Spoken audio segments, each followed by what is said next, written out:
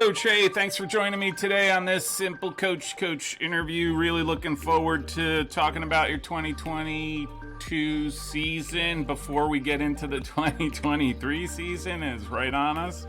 But appreciate you taking the time today. Glad to be here. All right, so $1 million question. I don't want to prompt you for anything, but I'm just going to ask you, from your perspective, how do you think your season went? I mean, only one team gets to win it all. And so if you feel like you maybe had a chance, which I think towards the end there we thought we had a chance, it kind of... But then on the other end, we only had one loss. So with one loss, getting to the Elite Eight, you got to say, well, that was a pretty good season. And we enjoyed the progression of it. We enjoyed, playing and being with each other and training and spending the time together. It was a great season, but you still come away with the thought of, if you don't let that free kick go through the middle of your wall, maybe, and we get to the Final Four, what could have happened? Certainly, I wanted to have the chance because I thought Messiah and Chicago were the top two programs, but I wanted the chance to be able to test ourselves against a Chicago or Messiah. And, we were close. We had, the lead with 11 and a half and gave up that free kick that, you got to come back and go like, okay, the fundamentals of setting up a wall and shouldn't jump and turn. And what are the details that you're not covering that could cost you the game? And that was one. We also had a PK, the fifth PK, that you stick it in, you get to advance, and we didn't. So it's kind of tough to swallow, but as you come away from it, it's still a great season. So it's kind of mixed. Yeah, you sound mixed. I will say you're like, I'm okay, but I'm kind of bitter. But I'm okay, really, but I am still a little bitter. But no, I get it. You're right, though, right? Like, you get up there into that rarefied air. It's details that you wouldn't think, right? Like jumping and turning in a wall, right? Like a silly little detail like that you're not thinking. Look what happens, right? You equalize. And it's also a little short-sighted to narrow it down just to that one point, because right after that we had we got down, we put a nice cross to the back post, and it's an opportunity that I feel like we should put on target, and we didn't put that on target. And you could just dissect the game in a bunch of little moments where if this would have happened, if that happened. And I'm sure, the other team, Stevens could have, if they had lost, they could have picked those moments apart too. If this happened or that happened. So, it could go either way. Did anything surprise you about your team this year? Or whether players or just how your team did? A few moments there. I'd say going into the season, I knew I had scheduled very heavy at the beginning. And the last time I did that, I think was like 2012, and the first 6 games were brutal. And 2012, I was like, okay, if we come out 500, 3-3, I'd be pretty happy with that. And so I was going into this year feeling like, I don't know how this is going to turn out with Rowan, Cortland, Mary Wash, Emory, Lycoming. There were a lot of tough teams there that we could have been in the hole pretty early. SUNY Cortland, who did really well. Cortland was really good. So to get through that 4 wins, no losses and 2 ties, that was a good indication of where we were as a team. So I guess that surprised me a little bit. Not a ton. I thought we had the talent to get through that. That's why I scheduled it that way. But I guess the surprise was the teams that I wasn't putting on the hierarchy at the top end of those 6 were the ones that we did get the result from. And the ones that I would put higher up on those 6, we did get results from. So maybe that was a surprise. I was surprised. What did we finish with? Like 8 ties. I guess that's a surprise. Yeah. That sounds a little crazy to me. But I knew we had talent, so I thought we could do well, as opposed to last year when we talked, and it was a similar question. And I thought we were just too young to really have the confidence that we were going to be able to sustain a long run. So last year was about what I expected, I remember. And this year was similar to what I expected, that we could make a pretty good run at it, and we were close. Yeah. I will say, to your point, maybe it was confidence. I mentioned before that I thought this team was a lot funner to watch because when you had the ball, you had intention with the ball, and you made it a point to get to goal. Right? And so your opportunity, I don't know if there were stats, but recollection of last year and then 2022 seems like you got to goal a lot more often and a lot more consistently than you did that first year, which I think led to a lot of your success, right? Because you were knocking on the door so many times, and in most of your games you managed to break through. So I did notice that. Maybe you're right. Maybe it was a confidence thing. Well, I don't know what games you watched, but there was a definite shift in our philosophy. Not a major shift, but we were about halfway through the season. I just didn't feel like we could beat Messiah or Chicago, although we had only given up 1 goal. So through like 11 games, we were one of the best defensive teams in the nation. But having said that, I still didn't feel like we were able to knock off Chicago or Messiah. So we kind of made it a shift to get the ball forward more often and faster. And so those might have been the games that you saw that we're looking to get it forward more quicker.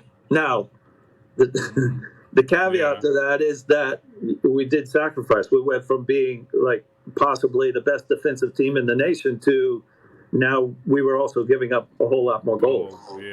But we were also getting to goal sooner with more opportunities. So we scored more goals, but we also gave up more goals. So within that philosophy, I thought we could possibly beat a Chicago or Messiah given that strategy.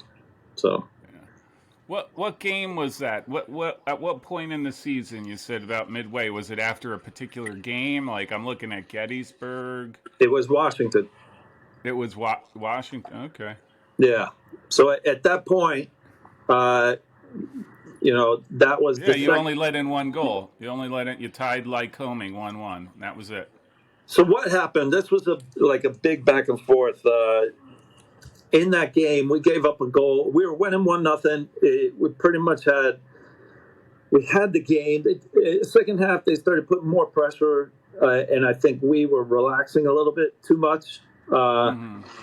But it still was a game. It was like, okay, we looked comfortable, and then they got a free kick, and they got a PK that I highly disagree with.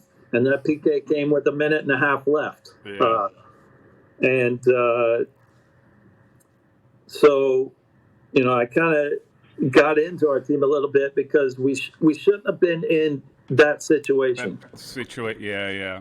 And I played Roy's teams, Washington College, enough to know that like you just don't want to be sitting there with a 1-0 lead where they're throwing the sink at you, and they have all these tall guys where they're popping it into the box, and they might get something from a long throw or a free kick or something like that. And so that's the point where we made the decision to kind of like create something more to try to create a separation where if we're in control of the game, we can actually take the reins and score enough goals to put the game out of reach. And so that's where we made the decision to get the ball forward a little bit more. Well, I will say I liked it. I I go back to the same principle, like the things we've talked about in our previous conversations, right? Like, possession, you want to get forward, right? You want it to mean something. And then the other thing is just it's a game of goals, right? Like and this is where I think Stevens kind of hurt themselves against Chicago, where I think they were very intentional defensively, and to get forward got to be a lot harder over the course of the game, and Chicago is just going to eat that up, right? And so you almost have to, pick your poison, I guess. Like, you want to hold out. You want to, but to me, like I said, it goes to a game of goals, and if you can't score, right? So I liked whatever you did, whatever that switch was. Like I said, I thought your opportunities to goal were just so much clearer and so much more fluid and intentional. So I'm a real fan. So, appreciate it. So, well, I still don't have the grades to apply. So, well, I could apply, but it would be a waste of $60. I still don't have the grades. No matter how hard I tried, got tutors and stuff, I still can't get it up above a 2.3. Hey, what? This is recorded, as I always say. Like, and this is the boss's question. How do you think you performed as a coach this year? How do you think your coaching was? I give myself I don't know, maybe somewhere between a B+ and an A-. I feel like for the majority of the games we were on point, making the right adjustments, timing the substitutions at the right point. Certainly shifting in the middle of the season to create more attack and giving us more. Yeah, it's hard to say that, like the John Carroll game, had we not switched, would that game be as impressive for us if we hadn't switched a more dynamic play getting forward? So, I'd say pretty good job. But as always, we didn't win it all, so you can't high standards, man. Yeah. Actually, that's funny you say the John Carroll game, because I remember the conversation we had the first time. I guess my first interview with you, where we talked about the John Carroll game, and I went back and watched that segment where you talk about it, and you said to yourself, in the course of it, he goes, I don't know if we would have won, but I wonder how it would have been if the weather had cooperated and we actually could have played more of our style. And so I was watching this John Carroll game, and I was like, well, I guess we've answered that question. It was because I thought that was probably probably watched 4 games. Of the games that I watched, I thought that was probably your best performance. And I was like, at that point, I'm like, oh my gosh, these are like, I started thinking you guys were legit top Final Four candidates. Like, I was like, that's for real. Like, if he could do that, capture that every game, I thought that was really impressive. So, right. All right, so let me ask, and we'll talk more about this past season, and maybe we'll talk a little bit. No, but if you take your team now and you think to yourself, hey, what do I need? What are the things that I need to do to get this team to be better next in the fall? Like, do you have anything in mind? Like, are you like, some teams are like, oh, our fitness stunk, so next year we're gonna make sure that we're fit, or um, anything like that, without But letting the cat out of the bag. I mean, I, I think we were pretty locked in, and Yeah. just putting the ball in when we get it in front of goal, we Mm-hmm. we could still generate more attacking opportunities. But I thought I I I, I didn't feel like we were outclassed in any game we played in, and we played some Mm-hmm. strong teams. Oh yeah. And so, and I felt like in every one of those games, we created pretty good opportunities, especially in the Mm-hmm. second half of the season. And we just, in those moments where we're not calm enough, or there's something going on where the skill that we show in other aspects of the game, we're just not applying the same level of skill to put it in the back of the net. So Mm-hmm. high focus on that. And anybody that's been around me for since we got knocked out will tell you that I've been pretty adamant that I want to change PKs. Mm-hmm. I want Hopkins to be a team that nobody wants to take the PKs. I'm sick of that being an end of season kind of component Yeah. to what happens. So I'm trying to think out of the box of how to think about PKs in a way that we can be confident enough to say, like, yeah, if you're playing to go to a tie in PKs with Hopkins, you're better off coming out and going for it in the regular time or in overtime. So I, will I I, accomplish that goal? Maybe not, but I'm definitely motivated to try to solve it. yeah, I think you want to be better than Spain from PKs. Correct. Or Man Yeah. City. Man City's Or my Man City. team. Man City. Yeah, Yeah, and it's hard to say. Like, you think of that and go like, all right, De Bruyne can on the move with the ball moving and other guys moving, so many variables in there. He is able to pinpoint passes with proper weight and everything. How can you not put him up to the PK spot and say, like, hit that spot? I know you can do it, yeah. right? Well, you know what? As funny as that is, so when I was playing, um, one of my coaches did not give you the latitude to kick a ball the way you wanted. Like he was like, this is the principle. You're aiming for. It was always side netting, like that's where you were aiming, and you were lining up in such a way that you could hit either side, and then at that point you're just picking which side to go to. And as long as you hit side netting with a good struck ball, no keeper is going to save that. There's not enough time. And what the problem I think now is that guys have all these crazy different ways to do it, and I just think there's too much going on. It's like step up to the ball, strike the ball. Step up to the ball, strike the ball.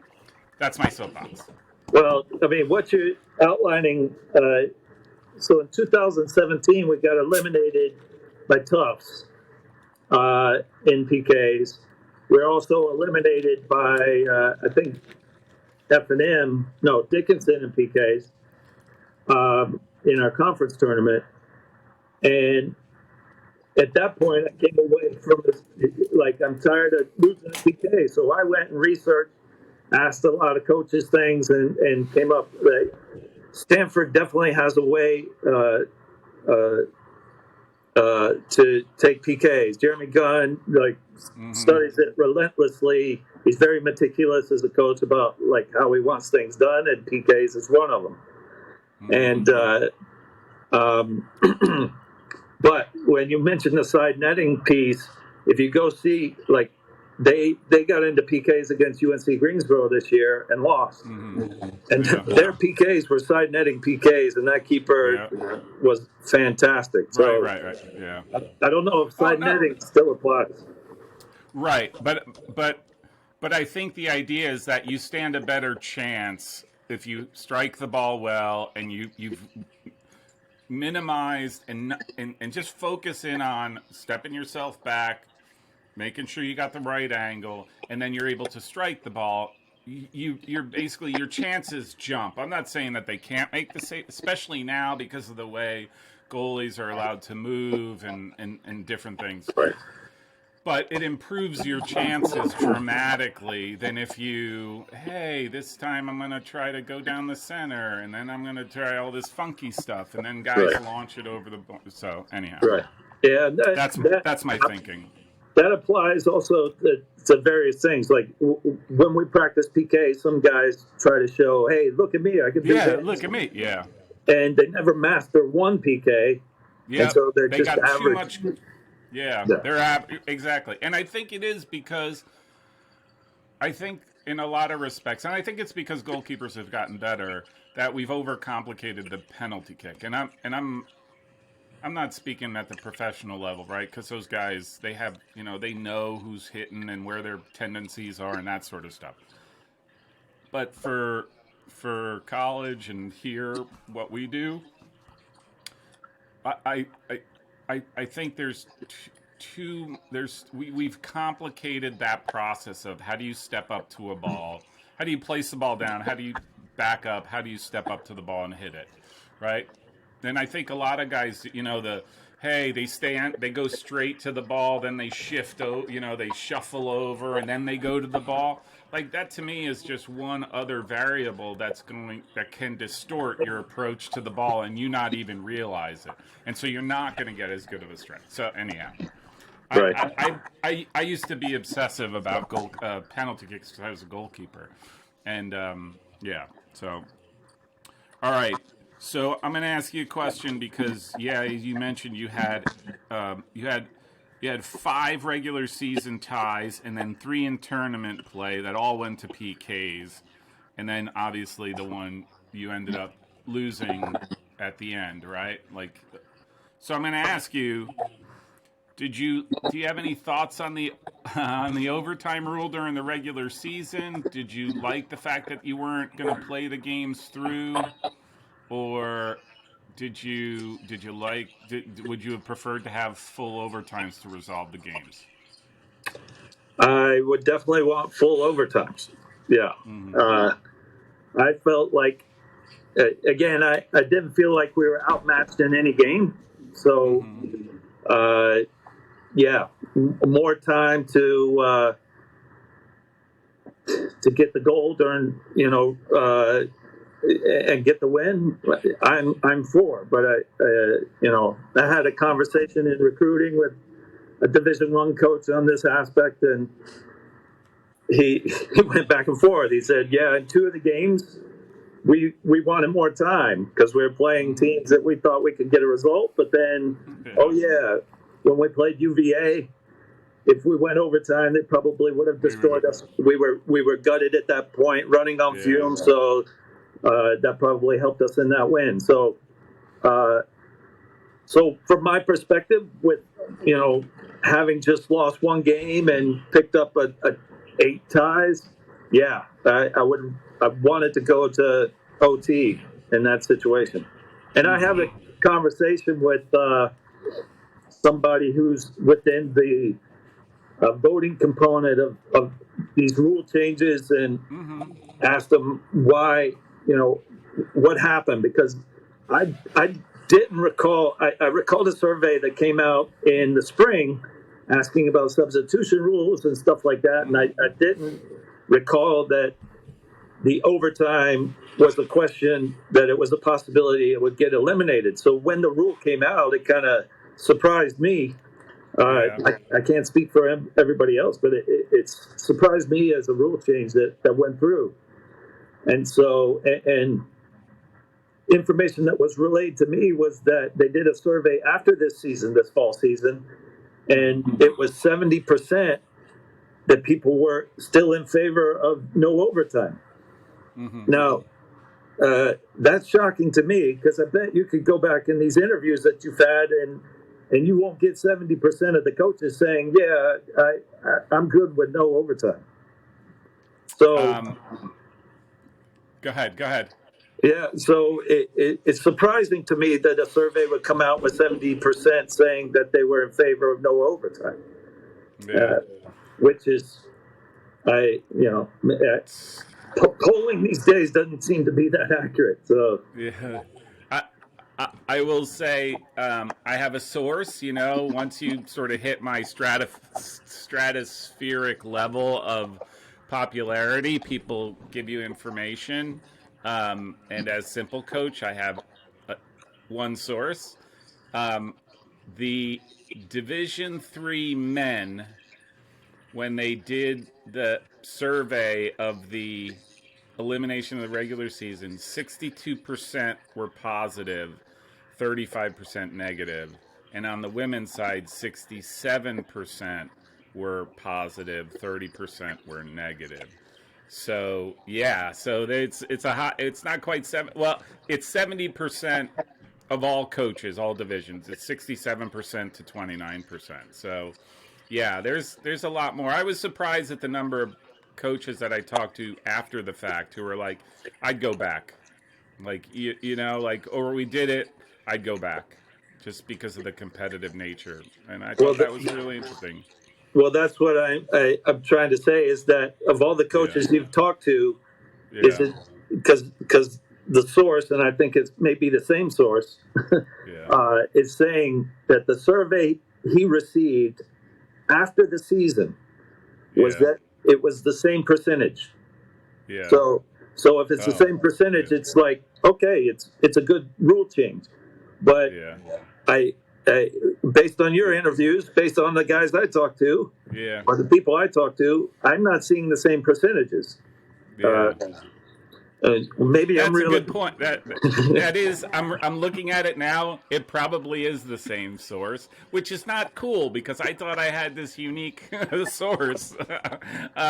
It is after the season, so yeah, it's probably the same. But that is interesting. It's true. Like most everybody's like, I think I'd go back, or that they enjoyed it more. Like there was some question as to the health benefits, right? Like, does it really? So, I yeah, get that.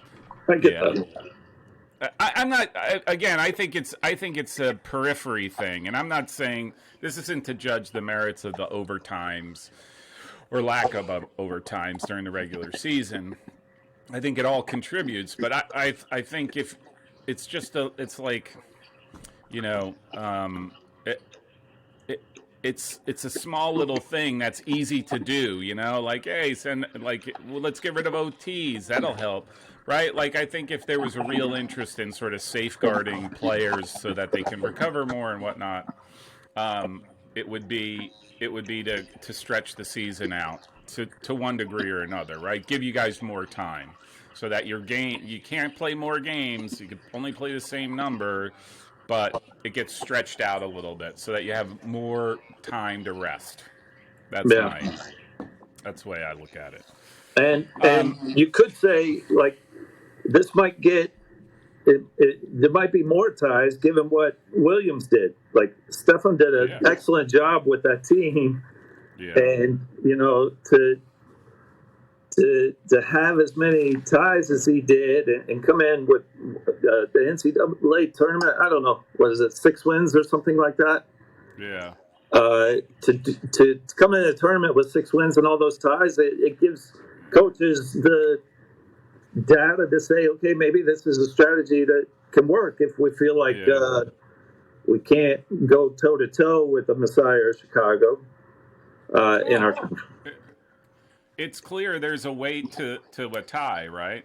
Like, if Paul University um, decided to play Johns Hopkins, it's probably more in my benefit to leave Baltimore with a tie, right? Like, people are going to be like, "Oh, look, he did what they did against Johns Hopkins," right? So there's definitely a weighting to those ties. The question is, if you have to be, to me it has to be more spelled out, right? Like you can't just say it's a tie is a tie. No, there's better ties, there's worse ties, right?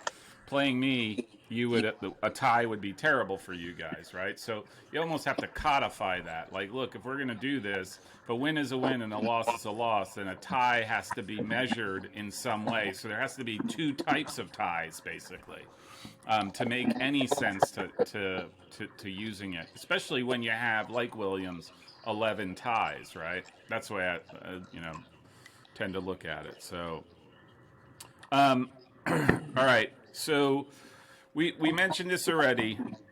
You were you ended the season 15-1-8. You lost in PKs to Muhlenberg in the Centennial Conference. You made it to the Elite Eight and lost to Stevens on PK. You lost in PKs to Muhlenberg as well. Let me ask you, what were your thoughts going into the conference tournament? I mean, were you guys hitting on all cylinders? Were you feeling good? Like, man, you're attacking more. You're getting more chances. No, I wouldn't say that. I mean, our last three games, we came in tied Dickinson, tied Muhlenberg, and lost to Franklin and Marshall. Uh-huh. So, I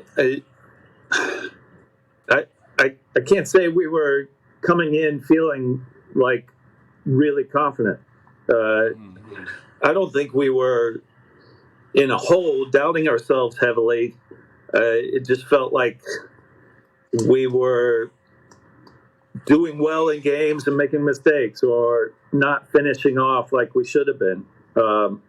So it was kind of like a tiny downslide coming into the tournament, and but still feeling like we had the ability to win it, and so it was kind of more medium. Yeah. In terms of confidence and how we felt. That's true. I didn't realize that you ended the season tie loss. Oh, that's interesting. Okay, so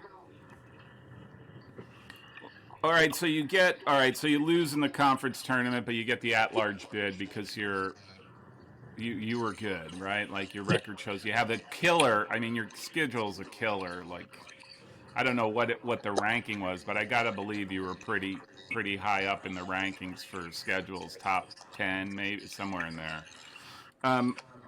Did you go into the tournament? Were you feeling better about going into that tournament because you had sort of, again, terrible loss on PKs, but what are you going to do, right? That's, you got to be able to brush that off. But was your play getting better? Did you feel like it was getting better at that point? Yeah. Tough questions only, Coach. Yeah, I think things worked out. We got to host the first weekend. Yeah. I think we were motivated coming off of our conference tournament and losing in PKs, but there was also a bit of it wasn't great for us either, in terms of confidence. So there's a kind of mix of emotions there. I think we got a good break in that we got to host, and we made the most of that.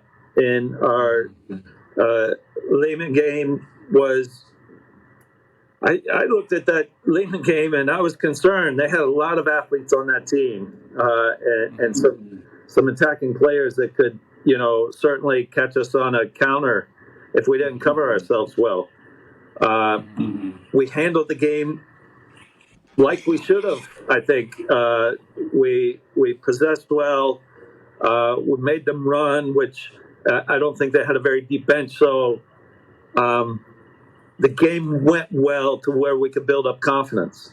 And then we had the perfect game. The perfect game where, last year we got beat by them. The guys were motivated to come into that game and prove themselves against a team that knocked us out the year before.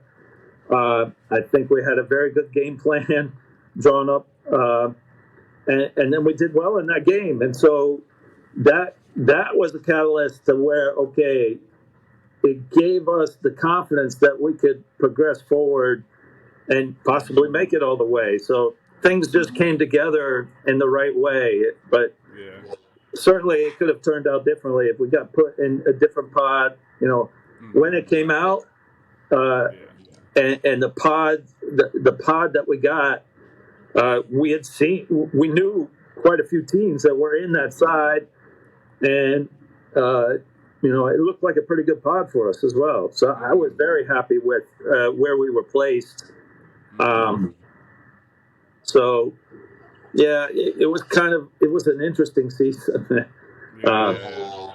So let me ask on the Stevens game. I just thought of this. So, in hindsight, would you have done something different in that game? yes.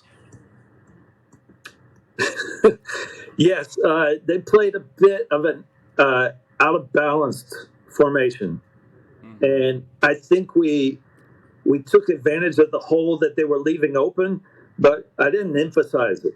So our guys weren't seeing it to take advantage of it enough. We still took advantage of it, but I think we could have taken more advantage of it. And so that's really the only regret I have from that. I thought we played well. I thought we put ourselves in a position to win that game, and we just fell short. Yeah. Due to a mistake. Yeah. No, due to PKs. Well, right? Like the mistake, that's part of the game, right? And then you just got to go to PKs. But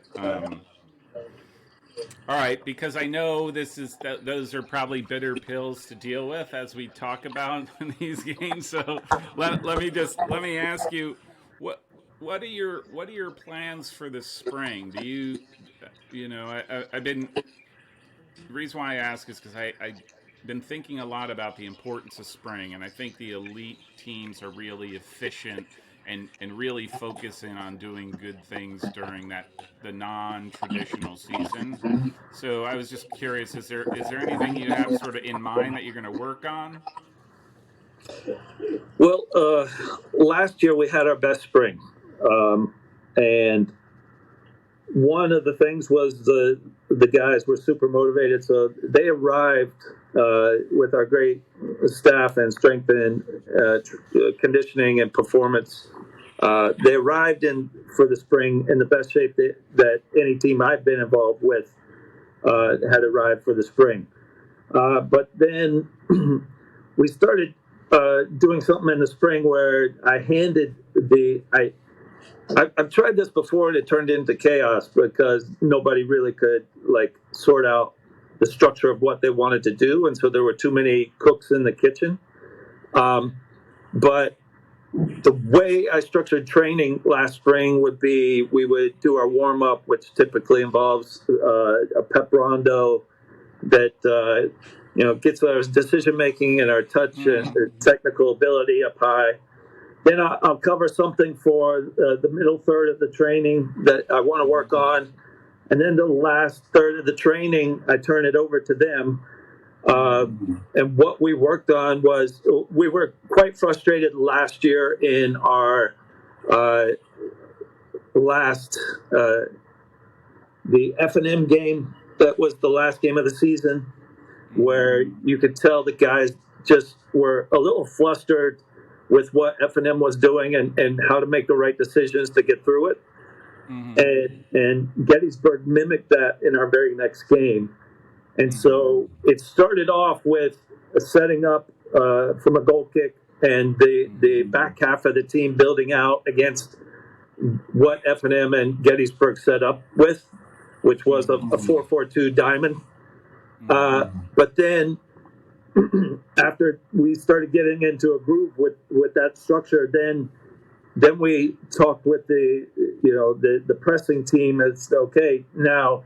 Now this needs to be organic. Like there needs to be a leader on your side to kind of like stop the training anytime you want and say like, okay, they're beating our butt here.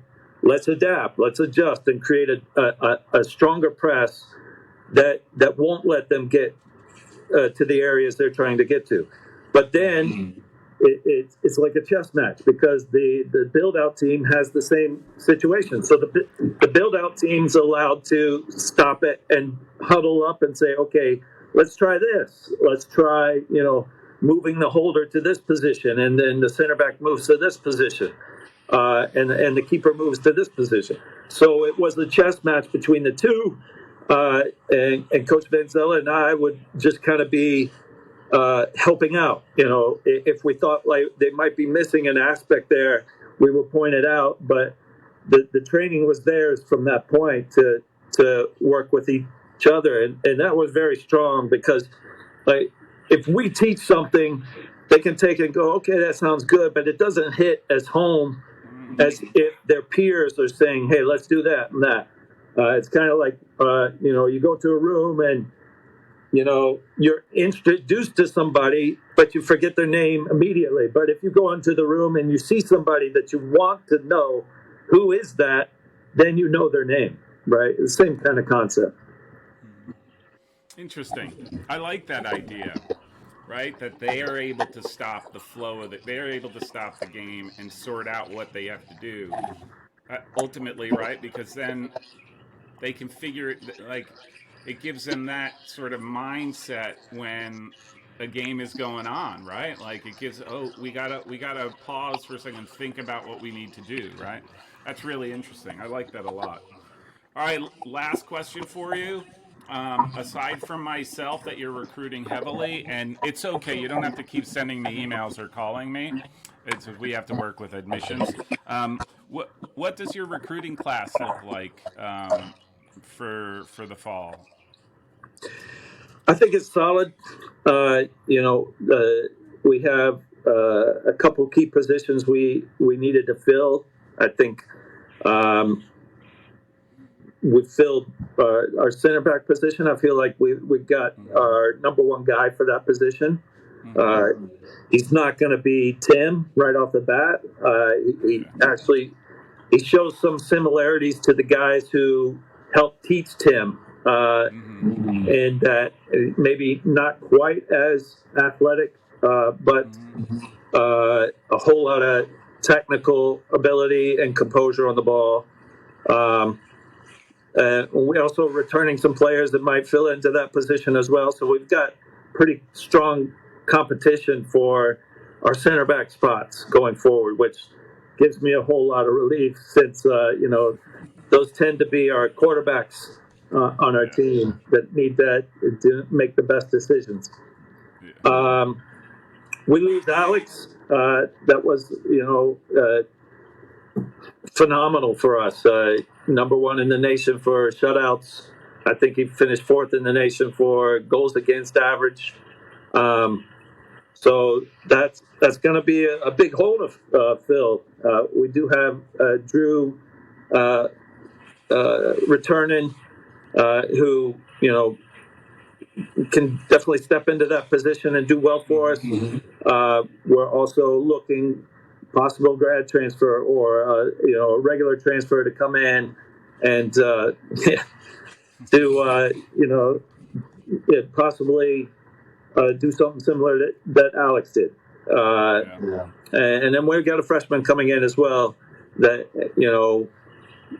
possibly could challenge for that starting position.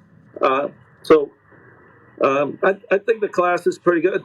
We're still talking to some possible transfers that could add some cherry on top to what our class looks like. Most of them, I think we're looking at more attacking options to see, like, is there a guy out there that could definitely change the game for us as a 9 position? We're talking to a few guys that we think could, but we're still a long way away from knowing, if they get in, if they can afford it, and if we're the best fit, or they're looking at some other Division I or other opportunities.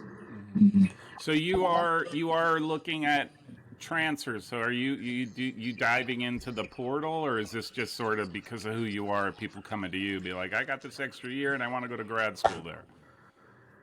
Both, Yeah. we're definitely looking at the portal. It's a useful tool, Mm-hmm. but we're also getting a lot more unprompted interest. I guess word is out that D3 is a good option for some Division One grad transfers, and so compared to last year, we had a little bit of interest. This year, we have a lot more. So yeah, the possibilities look good. I blame myself for that. Yeah. No. All right, very good, Coach. Do appreciate you taking the time. This was super interesting. I still got to get down there and knock on your door one of these days when I'm down for business. But really do appreciate you taking the time today. Yeah, definitely. If you're in this area, definitely stop by.